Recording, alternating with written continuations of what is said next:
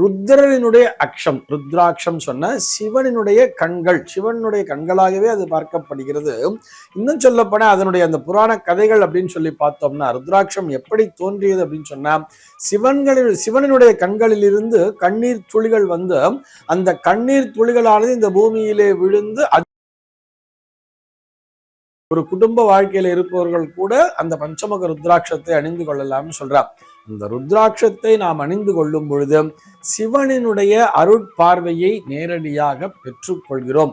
இன்னைக்கு நாம் என்ன பார்க்க போறோம் சொல்லி பார்த்தோம்னா, ருத்ராட்சம் சிவனுக்கு உகந்த பொருளாக பார்க்கப்படுகிறது. இதற்கான காரணம் என்ன அப்படிங்கிற ஒரு கேள்விக்கான விடையைத்தான் பார்க்க போகிறோம். அதனுடைய பெயர்னுடைய அந்த பொருளையே நம்ம புரிஞ்சுக்கலாம் இல்லையா? அந்த பெயர் பார்த்தீங்கன்னா ருத்ராட்சம் அப்படின்னு சொல்லியிருப்பா. ருத்ரன் பிளஸ் அக்ஷம் அப்படிங்கிறது தானே பிரியறது. அதாவது அக்ஷம் அப்படின்னு சொன்னால் கண்கள் அப்படின்னு சொல்லி பொருள். ருத்ரன்னு சொன்னா பரமேஸ்வரன் தெரியும். அக்ஷம் அதாவது மீனாட்சின்னு சொல்லுவா இல்லையா? அதாவது மீன்களை போன்ற கண்களை உடையவள் தான் மீனாட்சி. அங்கயர் கண்ணி அப்படின்னு சொல்ற. கயல்னு சொன்னா மீன், அங்கயர் கண்ணி கயற்கண்ணி அப்படின்னு சொல்றா இல்லையா? அது மாதிரி தானே மீனாட்சிங்கிற வார்த்தை வந்தது. அந்த மாதிரி தான் ருத்ரனுடைய அக்ஷம், ருத்ராட்சம் சொன்ன சிவனுடைய கண்கள், சிவனுடைய கண்களாகவே அது பார்க்கப்படுகிறது. இன்னும் சொல்லப்போனா அதனுடைய அந்த புராண கதைகள் அப்படின்னு சொல்லி பார்த்தோம்னா, ருத்ராட்சம் எப்படி தோன்றியது அப்படின்னு சொன்னா, சிவனுடைய கண்களில் இருந்து கண்ணீர் துளிகள் வந்து அந்த கண்ணீர் துளிகளானது இந்த பூமியிலே விழுந்து அதிலிருந்து விளைந்ததுதான் இந்த ருத்ராட்சம் அப்படிங்கிற மாதிரி சொல்லியிருப்பா. பரமேஸ்வரனுடைய முழுக்க அந்த பரமேஸ்வரனுடைய சக்தியை தாங்கியதுதான் இந்த ருத்ராட்சம் அப்படிங்கிற மாதிரி எல்லாம் சொல்லி இருக்கா.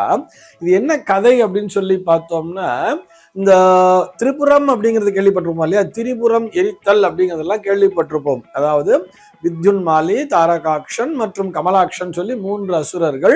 அந்த 3 அசுரர்களும் அந்த திரிபுரம், அதாவது 3 ஒரு மலை கோட்டை மாதிரி ஒரு 3 மலைகளை வைத்துக் கொள்கிறார்கள். அந்த 3 மலைகளுக்குள்ளாக தங்களுடைய இருப்பிடத்தை அமைத்துக் கொள்கிறார்கள். அந்த 3 மலைகளும் பறந்து கொண்டே இருக்குமாம். அதுக்குள்ளே இருந்துட்டு போய் எல்லாரையும் துன்புறுத்துறது எல்லாம் பண்ணிட்டு இருப்பாளாம். அவர்கள் எப்படி ஒரு வரத்தை பெற்றிருப்பார்கள் சொன்னா, இந்த 3 மலைகளையும் ஒரே கணையிலே வீழ்த்தக்கூடிய, ஒரே கணைன்னு சொன்னா 3 ஒன்றோடு ஒன்று இணைந்திருக்க வேண்டும். ஒரே கணையிலே அவைகளை வீழ்த்தும் பொழுது மட்டும்தான் எங்களுக்கு மரணம்ங்கிற மாதிரி ஒரு வரத்தை பெற்றுக்கொண்டு மூவரும் தனித்தனியே தான் போய் எல்லாரையும் போய் இம்சை பண்ணிட்டே இருந்தா அப்படிங்கிற மாதிரி சொல்லுவா.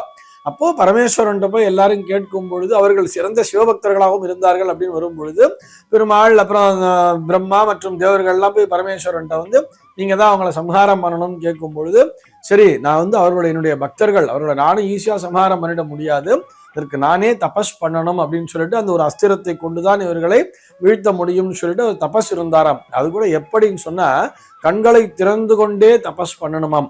அப்படி அவர் கண்களை திறந்து கொண்டே தபஸ் பண்ணும் பொழுது அவருடைய கண்களில் இருந்து அந்த கண்ணீர் துளியானது கீழே விழுந்து அதிலிருந்து வந்ததுதான் இந்த ருத்ராட்ச மரம் அப்படிங்கிற மாதிரி எல்லாம் சொல்லி இருப்பார். ஆக பரமேஸ்வரனுடைய முழுக்க ஒரு ஆதிக்கத்தை பெற்றது, சிவனுடைய அம்சத்தை தாங்கியதுதான் இந்த ருத்ராட்சம்னு சொல்லிட்டு இந்த ருத்ராட்சத்தினால் உண்டாகக்கூடிய பலன்களை அவ்வளவு பிரமாதமா சொல்லியிருக்கா. எவன் ஒருவன் ருத்ராட்சத்தை அணிந்து கொள்கிறானோ அவன் மனோபயத்திலிருந்து நீங்கி விடுகிறான். மனோபயம் என்பதே அவனிடத்திலே இருக்காதுன்னு சொல்றார். அதிலே நிறைய முகங்கள் அப்படிங்கிற மாதிரிலாம் சொல்லியிருப்பா. அந்த ருத்ராட்சம் எடுத்து பார்த்தோம்னா கோடா பகுதியா பிரிச்சு வச்சிருப்பா. ஏகமுக ருத்ராட்சம், திரேக்முக ருத்ராட்சம், பஞ்சமுக ருத்ராட்சம், ஷண்முக ருத்ராட்சம் என்பதெல்லாம் உண்டு. பொதுவா நம்ம எல்லாருமே, நம்ம சாமானிய மனிதர்களாகிய நாம் அணிந்து கொள்ள வேண்டியது இந்த பஞ்சமுக ருத்ராட்சம். அந்த பஞ்சமுக ருத்ராட்சத்துக்கு நம்ம நிறைய ஆச்சார அனுஷ்டானம் எல்லாம் பார்க்க வேண்டிய அவசியம் கிடையாது. சாதாரணமா நம்ம ஒரு குடும்ப வாழ்க்கையில இருப்பவர்கள் கூட அந்த பஞ்சமுக ருத்ராட்சத்தை அணிந்து கொள்ளலாம்னு சொல்றா. இந்த ருத்ராட்சத்தை நாம் அணிந்து கொள்ளும் பொழுது சிவனினுடைய அருட்பார்வையை நேரடியாக பெற்றுக்கொள்கிறோம். இந்த பரமேஸ்வரனே நம்ம கூட இருக்கிற மாதிரியான ஒரு பலமானது கிடைத்து விடுகிறது, ஒரு சக்தியானது கிடைத்து விடுகிறதுன்னு சொல்றார். பொதுவா இந்த மனோபயம், அது போல கனவு தொல்லை, இந்த மாதிரி எல்லாம் அவஸ்தப்பட்டு இருப்பா தெரியுமா?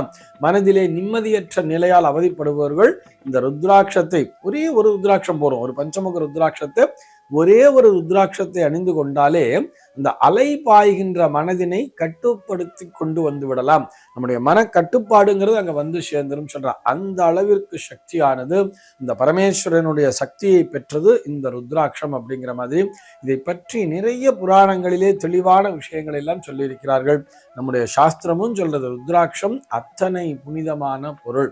அந்த ஒரு ருத்ராட்சத்துக்கே அத்தனை சக்தி இருக்குன்னு சொன்னா ருத்ராட்ச மாலையாக அணிந்து கொள்கிறார்கள் அல்லவா, அதுக்கெல்லாம் ரொம்பவும் மன கட்டுப்பாடு என்பது இருக்க வேண்டும். இந்த ருத்ராட்ச மாலைகளாக பெரிதாக அணிந்து கொள்வது பொதுவா பார்த்தோம்னா இந்த ஜபம் பண்ணும் பொழுது, பூஜை பண்ணும் பொழுதுலாம் நிறைய அணிந்து கொள்வார்கள். ஆனா சாதாரண நேரத்துல அது மாதிரி அணிஞ்சுக்க மாட்டா. பொதுவா சாதாரணமா இருக்கும் பொழுது ஒரே ஒரு ருத்ராட்சத்தை அணிந்து கொண்டாலே போதுமானது. அது நிச்சயமாக நமக்கு ஆத்ம பலத்தினை தந்துவிடும்.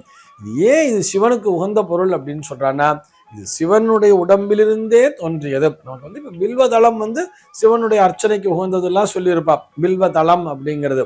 ஆனால் இந்த ருத்ராட்சமானது சிவனினுடைய கண்களிலிருந்தே வந்ததால் தான் அது பரமேஸ்வரனுடைய கண்களாகவே பார்க்கப்படுகிறது.